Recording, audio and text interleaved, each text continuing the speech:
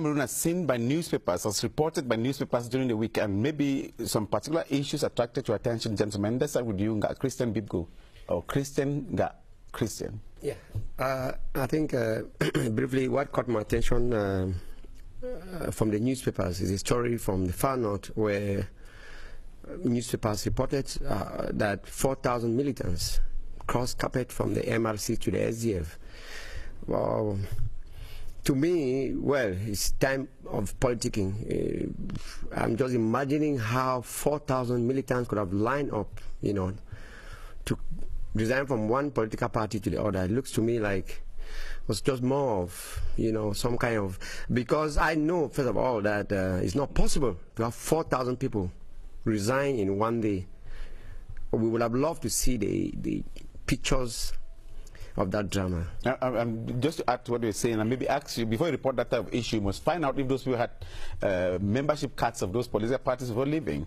But what pushes media organs to report those type of situations, Christian? Well, sometimes these are declarations that are made by the so-called leader or person who led the militants, in quote, to leave one political party to the other. Remember that this is an election year, and people who are, you know, empty, people who need money, they can quickly, I mean, smart politicians will make a lot of money these days. You will hear a lot of these stories, or many of these stories in the days ahead.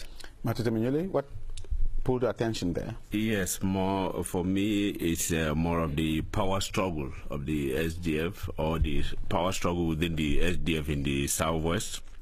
And I was just beginning to think that it has lasted for too long, because I think that this should be about the fourth or fifth year that we hear this struggle in the regional bureau of the SDF. So I think that is what actually caught my attention, especially as we are in an election year. And then you, Jeff Gwa? You know, my take when it comes to politics and parties and politicking has ever been, you know, when you see people crossing from one party to another, I ask myself the question whether party or parties in Africa are actually built along ideological lines.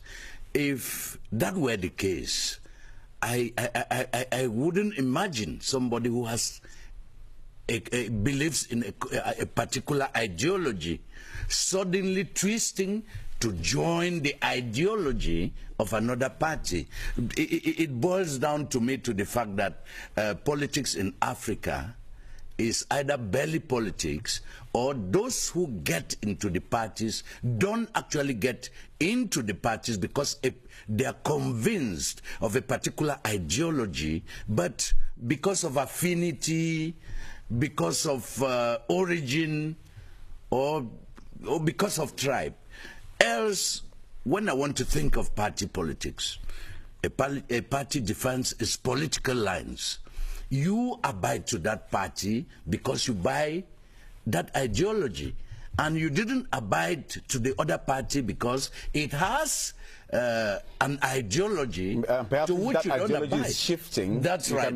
So when you start shifting ground, I believe you are not shifting ground, or you either from the onset didn't join a party because of your conviction, but because of some other reason. But at the end of the day, which people have to make their choices anyway. That's right. And then you, Senator Barrister? Yes, Edwin, actually, I will go back to what Christian said about if the militants who joined the SDF. Actually, the figures that have been reported is 3,000 and not 4,000.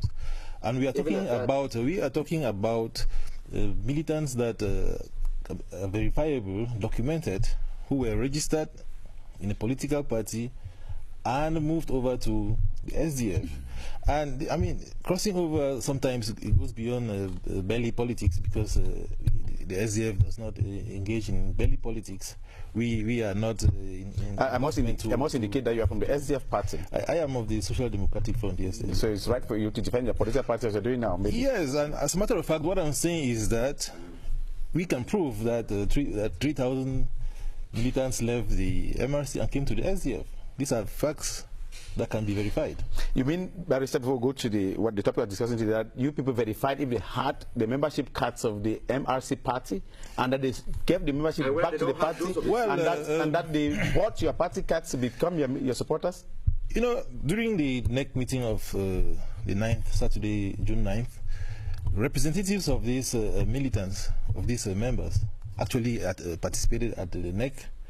The 3,000 could not have been transported from the north to Yaoundé to participate at NEC, but they were highly represented by leaders who actually proved that these were the figures. No, let me just say something. Christian, that's not a topic of discussion for just 1 minute, please. Let me just, please, I'm sorry.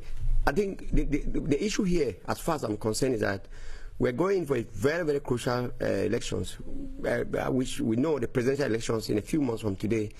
And I find it somehow awkward that an opposition party is rather jubilating that militants have left from another opposition party to their own party. We shall be coming to talk about, and not that they are getting more militants from the income from the ruling party. We'll come to you and discussing about politics and preparations for elections.